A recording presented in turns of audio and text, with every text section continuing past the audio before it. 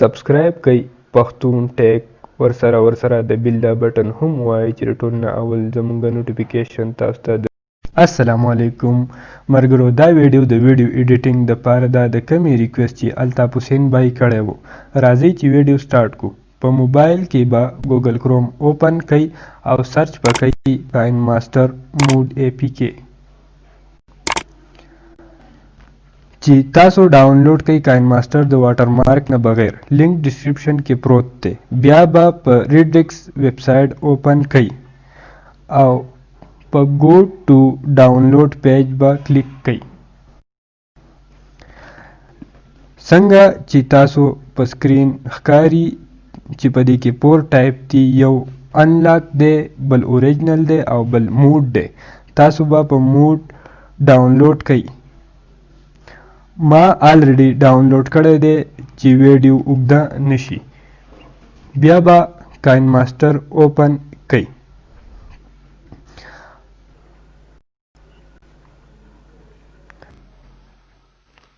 چې کاین ماسټر اوپن کړئ، په کاین ماسټر کې به ایډ ویډیو باندې کلیک کړئ.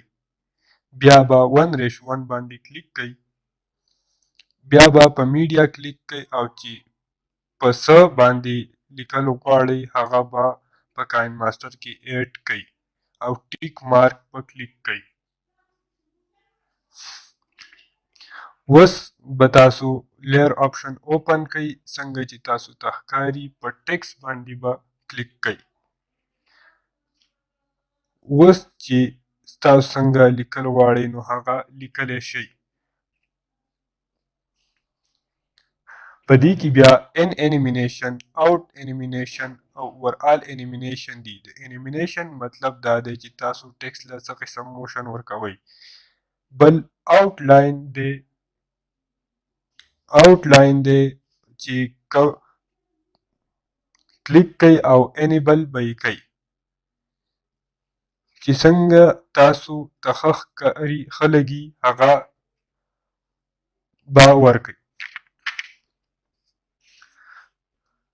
دا ای چې ښکاري دا فونټ دي، کم چې تاسو چینج کولی را چینج کولی شئ.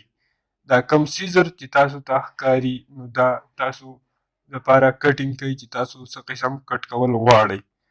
او دا کم تاسو ته چې وایټ آپشن ښکاري نو دا د ټیکس کلر دی چې تاسو چینج کولی را چینج کولی شئ او څنګه چې تاسو ته ښه ښکاري نو هغه ورکولی شئ. که ویډیو انفارمیټیو وي نو ویډیو لایک کړئ، شیر کړئ او چینل سبسکرایب کړئ. څنګه چې تاسو ویډیو ایډیټ شي نو بیا به تاسو په شیر آپشن باندې کلیک کړئ او لاندې به په ایکسپورټ آپشن باندې کلیک کړئ چې تاسو خپل ویډیو په ګیلري کې سیو کړئ. Thanks for watching.